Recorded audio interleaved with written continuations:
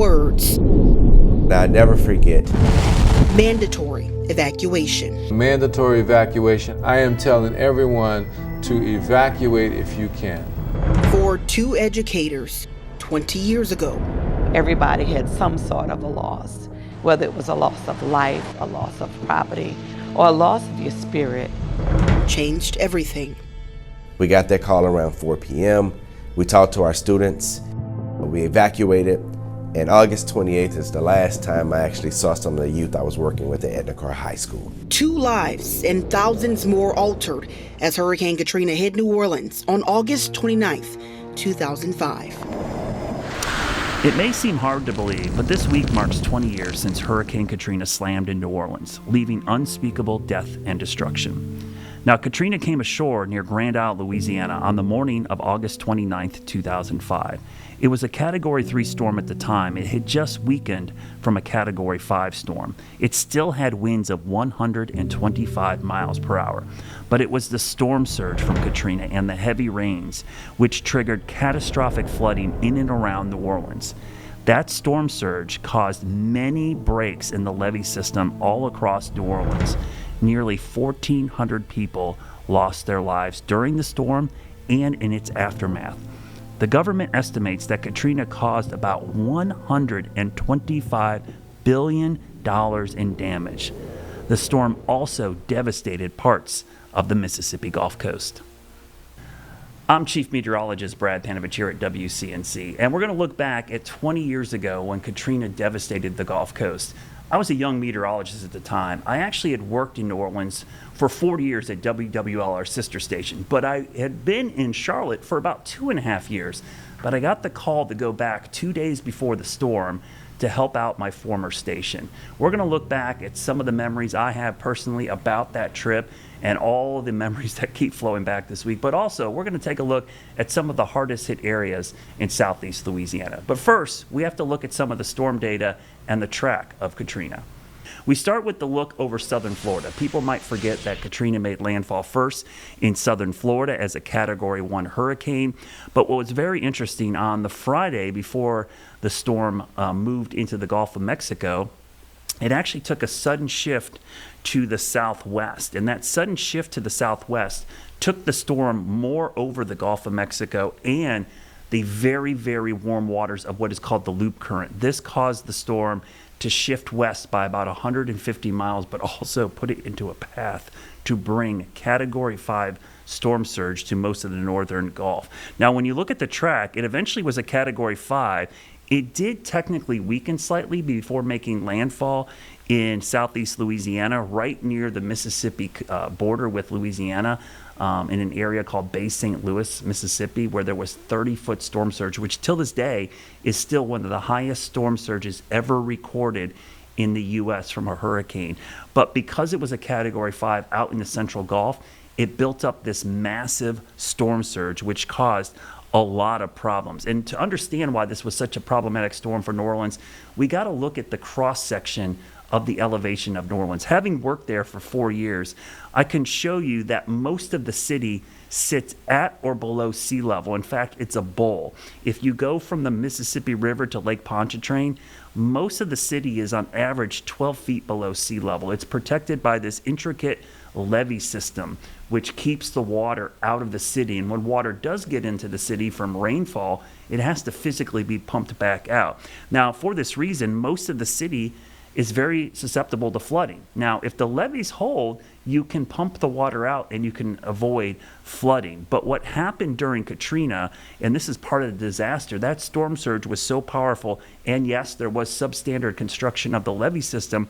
There were over 50 failures along the levee system, which ended up flooding most of the city. And that caused most of the death and destruction after the storm. And it took weeks, if not months, for a lot of this water to be pumped back out of the city. 2 decades later, and the storm still brings back memories. And one of the things I remember most about this event was after we rode the storm out, I was back at our station in the French Quarter.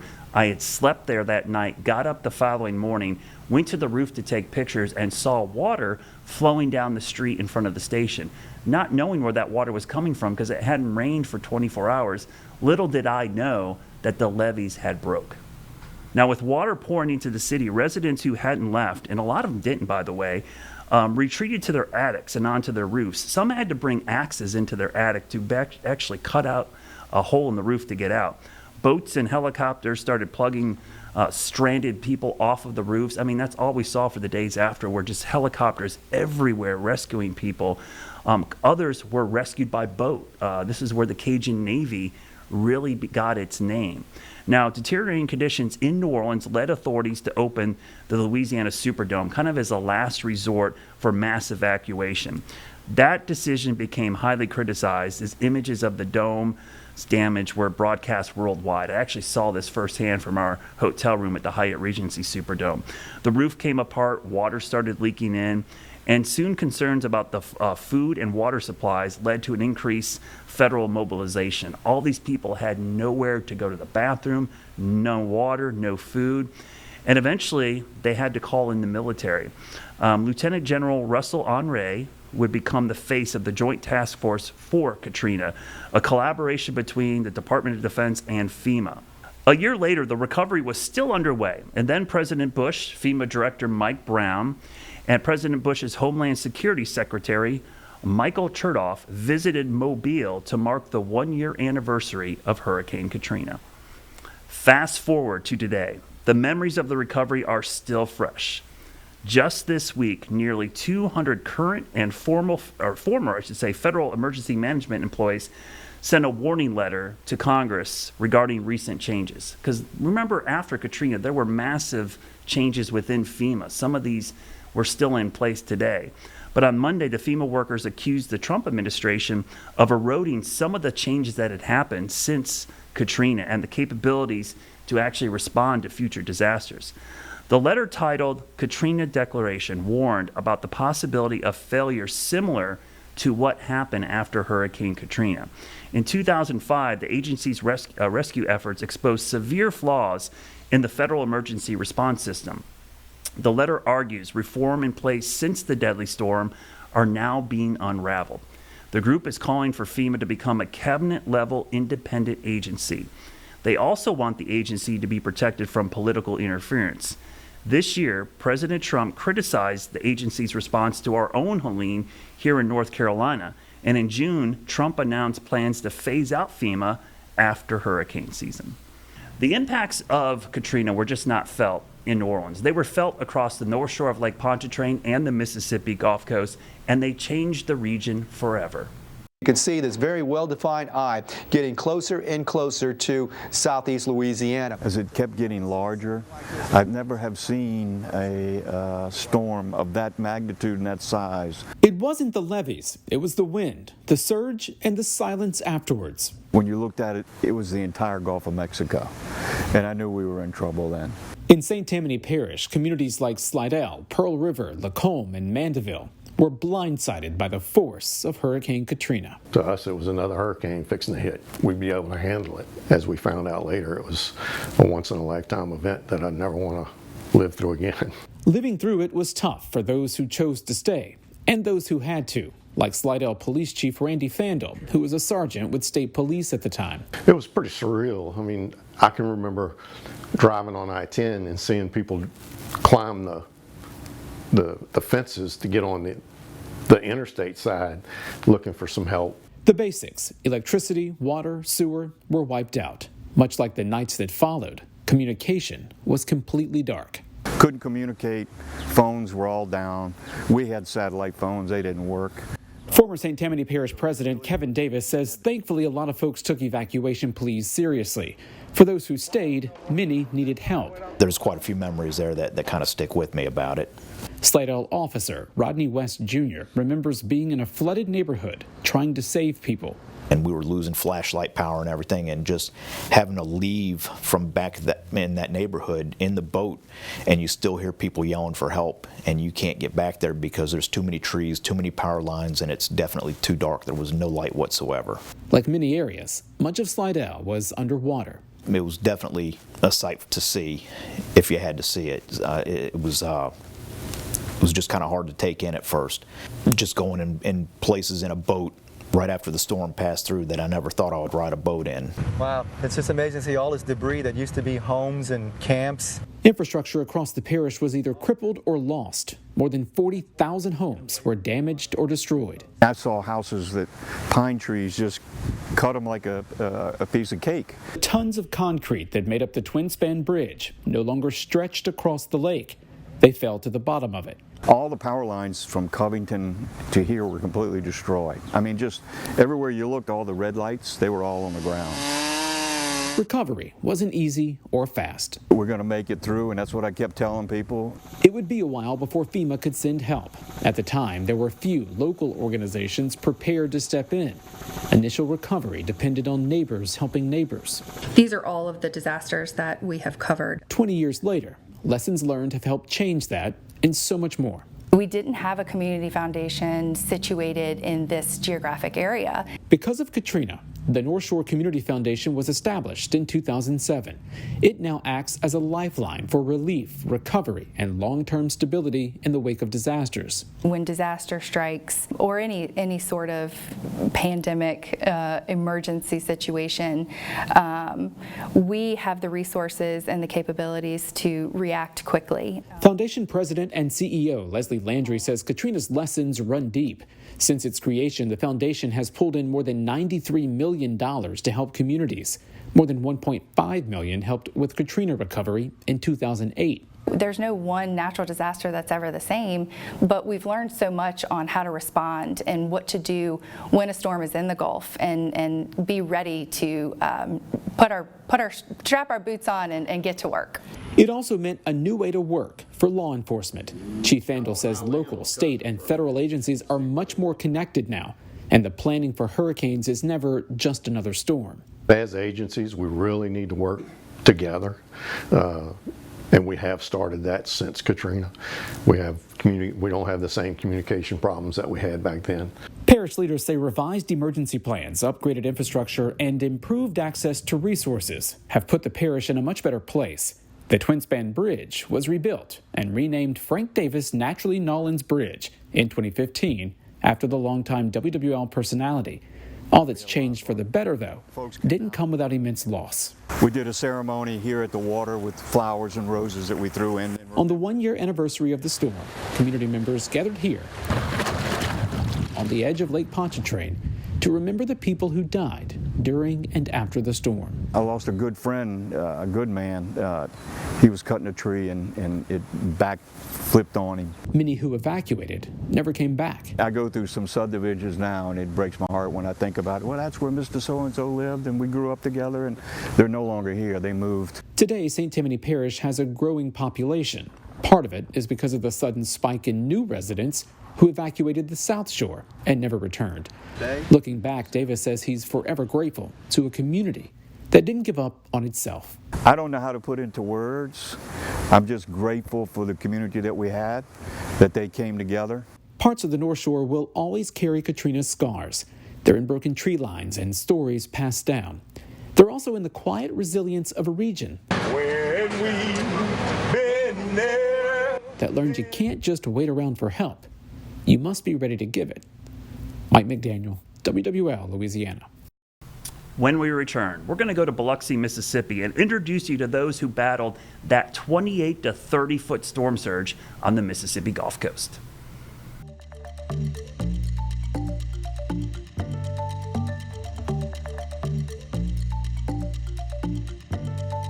Welcome back. I'm Brad Panovich, remembering Katrina 20 years later.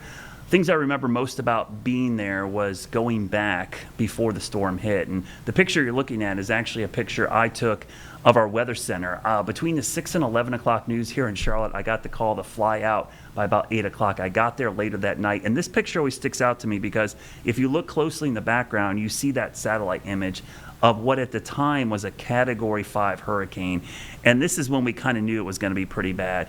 This was the chief meteorologist down there, Carl Arredondo. You might remember him. He was on the Weather Channel for a long time. He has since retired. It was just me and him basically doing all the coverage leading up to this storm. We were doing it out of our studios there in the French Quarter. So we were in the French Quarter. Half the station had evacuated to Baton Rouge, but my job was to go to sleep that night, get up and do the morning show the next morning, which is when I started working on air for WWL, and it felt like I had never left. Now, the storm definitely is associated with New Orleans, but that wasn't the only area impacted. The Mississippi Gulf Coast was heavily impacted forever and left scars that are still felt today.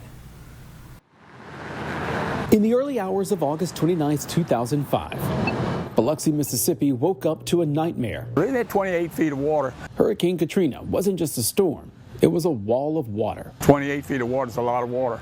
Katrina erased what generations had built, the coast's heartbeat, its homes, businesses, and casinos. Much of it wiped away in hours. It was so long. The event was so long. This was from 6 in the morning to 4 in the afternoon, and the massive amount of water and you know the sustained winds that took so long. This wasn't just wind and rain. This was the Gulf rising up. Entire neighborhoods vanished, and when the water finally receded, look at the devastation. You can see those were all buildings. There's nothing left. It doesn't reveal itself till you get out. Biloxi's mayor, Andrew Fofo Gillich, was elected in 2015. He says destruction still echoes along the Mississippi coast and in every corner of his city's recovery. We've had a $344 million Katrina recovery infrastructure where it built deep sewer, storm drain, water and sewer. Tourism, once Biloxi's backbone, fell silent.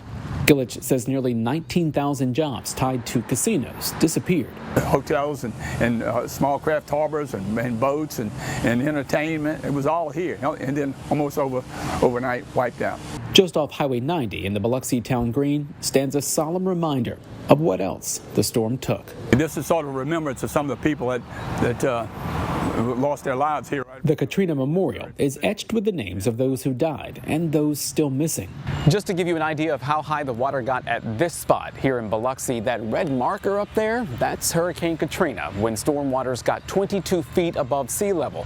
In fact, there were waves reported to be at least 10 feet higher than that.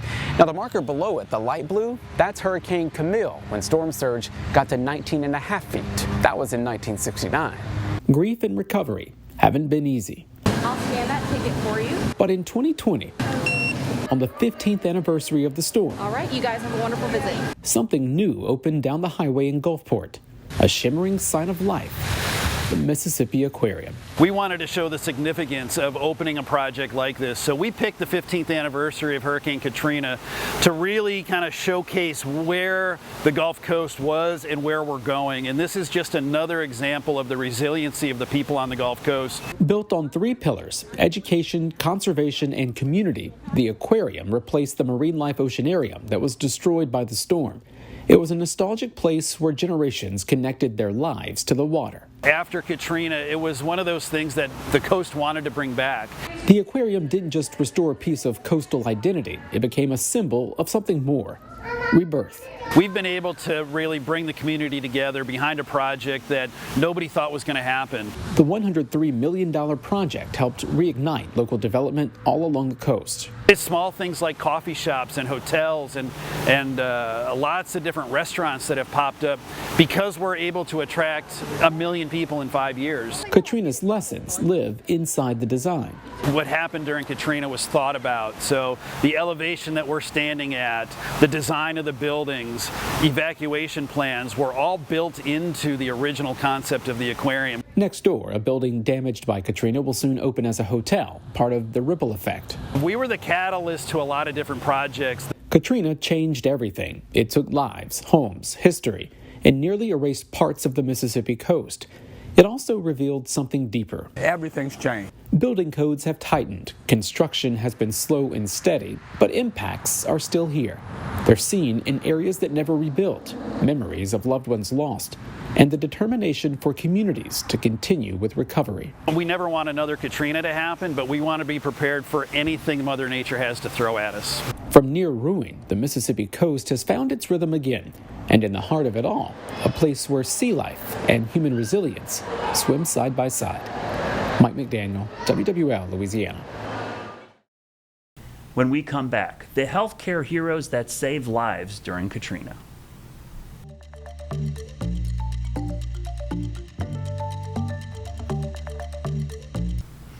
I'm Brad Panovich. Welcome back. We're looking back 20 years ago today to Hurricane Katrina. I spent most of the storm in the Hyatt Regency Superdome, and unfortunately, even though I had a room on the 17th floor, that's not where I rode the storm out, because the hotel had forced everybody into a third floor ballroom. And this is what it looked like. We were there with hotel guests, but also a ton of evacuees, patients. There were pets in there. These were kind of where we rode this out. We were with other residents of New Orleans inside this third floor ballroom. And the reason we were there, by the way, the Hyatt Regency Superdome, is where the city officials were riding the storm out as well. And you could see some of the precautions they had. They put sandbags, they put up this plastic barrier to try to stop the storm surge from coming into the hotel. And we rode it out in there. But the next morning, I had to go up to my room to get my luggage, which, by the way, I smartly stuck in the bathroom and shut the door because I was worried about what would happen to the windows. And sure enough, every window in the hotel was completely shattered and glass was everywhere. So this was a look out the window of my hotel room. And if you look closely, you see all that broken glass. Everything on that table got pulled out the window. So if I would have kept my luggage there, it would have been out somewhere. And that was the view of the Superdome from my room. So luckily I was smart enough to stick my luggage in that bathroom and shut the door, which I was able to go get the next day after I climbed up 17 flights of stairs with a firefighter. Battered by winds and inundated with flooding, caring for the storm's victims was a challenging prospect. With infrastructure failing, doctors and nurses had to meet the ever-changing challenges. Watched all the wind blow, the palm trees almost coming over, and all the debris in the patio. We were here when the eye came, and then the eye left. This is a flash flood warning.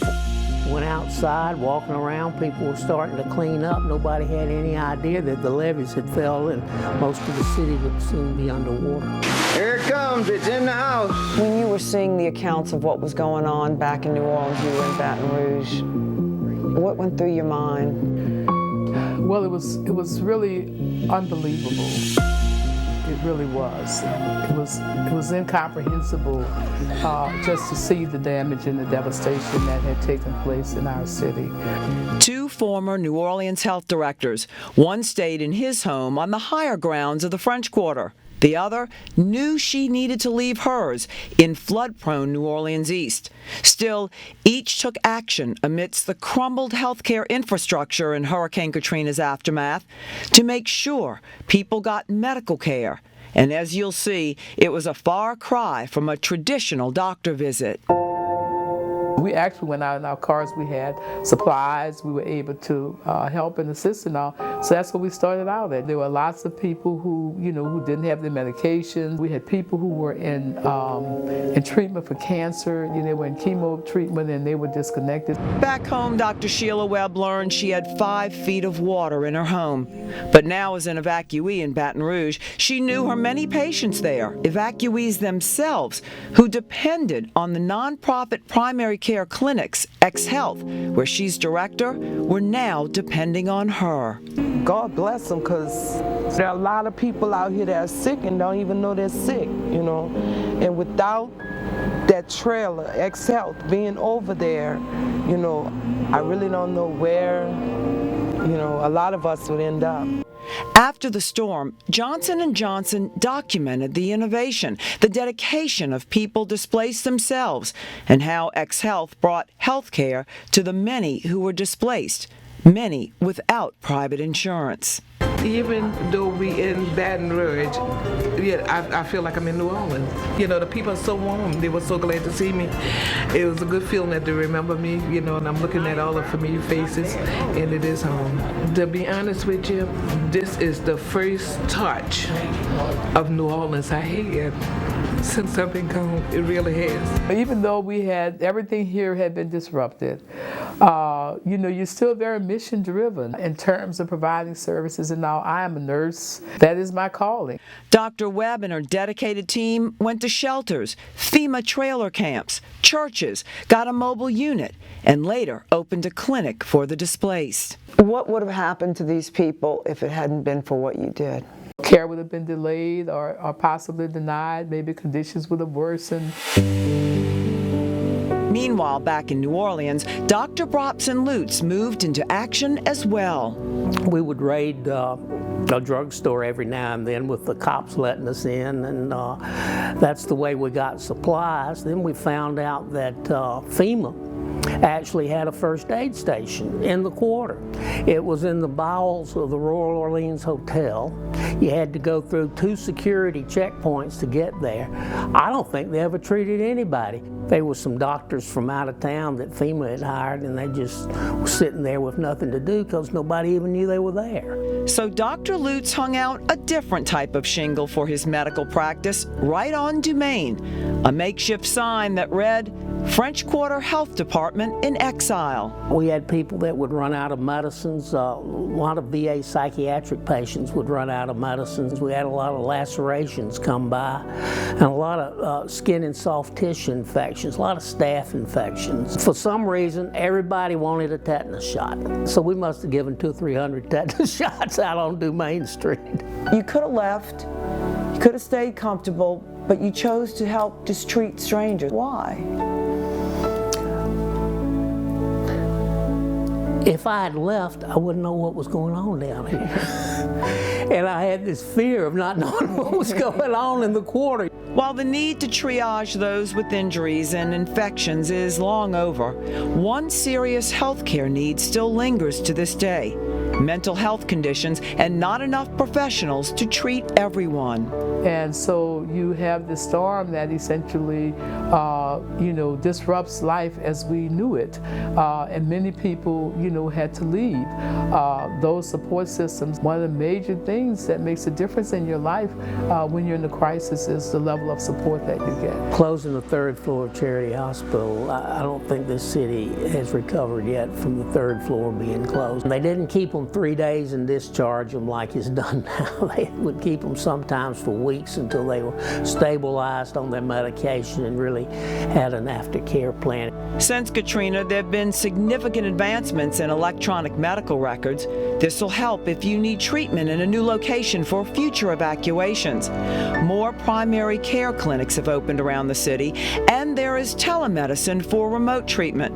But with the wait times to get in an appointment, the patient portals that have replaced an old-fashioned phone call from your doctor, there is still nothing that compares to the one-on-one treatment by physicians and nurses who care. She saw the need that I had. She saw the pain that I was in. She done everything she could.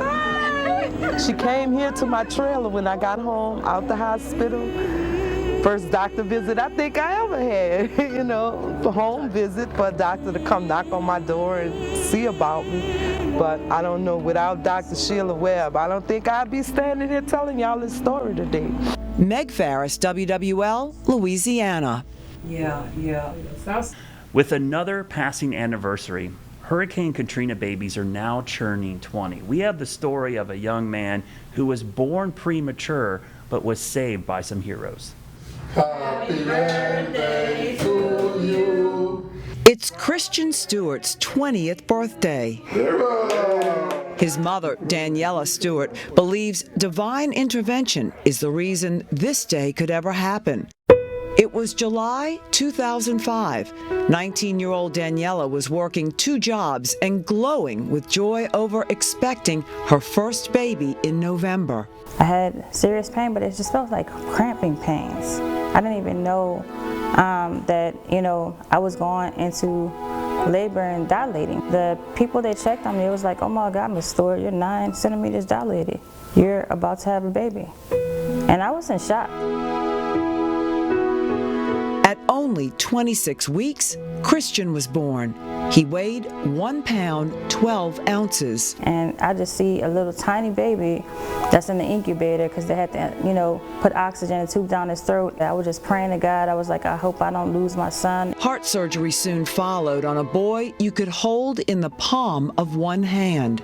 Every day, morning and nighttime, even after I got off from work, I would literally walk from Battalion Street all the way to Napoleon, close by Claiborne, and go see my son at nighttime. It didn't matter if it was 11, 12 o'clock, the people would let me see him and I walked back home. But the emotional agony this new mom felt was about to reach epic proportions. You're looking at the breach itself. 400 feet of wall is missing. Hurricane Katrina hit.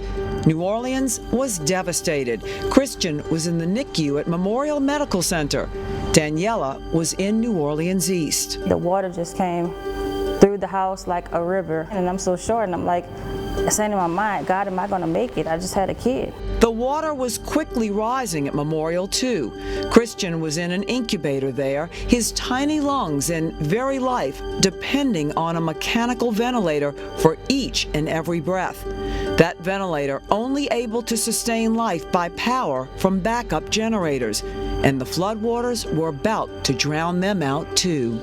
He was extremely sick at that time, you know, when Katrina came and already got a significant chronic lung disease. A few days into the aftermath misery, in the scalding temperatures and with little sleep, neonatologist Dr. Juan Gershanik and the medical team physically moved incubators up several floors and over to another building with a heliport on the roof. We were told the helicopters were going to be there at around noon, and they still didn't show up.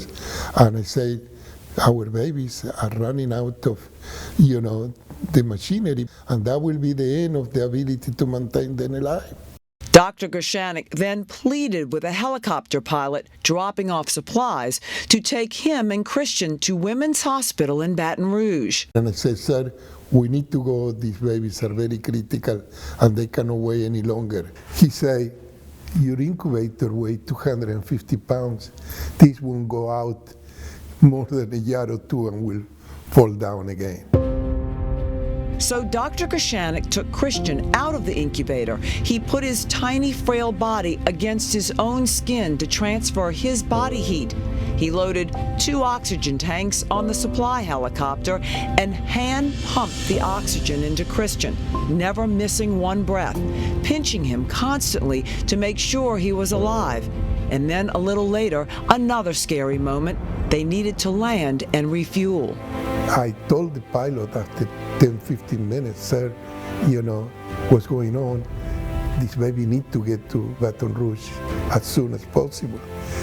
And he said, he showed me another 2 helicopters being refueled and say to me, Doc, these other helicopters are also trying to save lives, and they were here first. That turned out to be a blessing.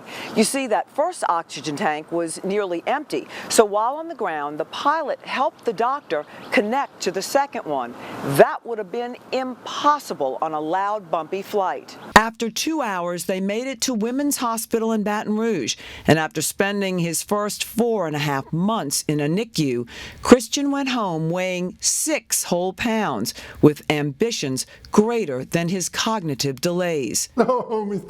Gray, bienvenido. Now, every single year, Daniela, who now lives in Houston with her 3 children, travels back to New Orleans to spend Christian's birthday with the Gershaniks. World War II museum right there. My kids love him, I love him, and we're always forever grateful for him, and we'll always look at him like family. If it wasn't for him, especially, you know, God giving him the ability to be able to help my son would not be here today. Well, I think he's a good person. He helped me out through the years and made me a better person. You know, you can have relatives, by blood relatives, and you got the other kind of relative I call relatives for love. While it was a personal health storm, along with a community-wide destructive one that brought these two families together, every cloud, yes, even the raging ones from Katrina, has a silver lining. Happy birthday to you. Meg Farris, WWL, Louisiana. After the break, we're going to introduce you to somebody else whose wife was going into labor that weekend. It's meteorologist John Gum, and he's the reason actually I flew to New Orleans to help out my former station. We have his story, and it's amazing, coming up.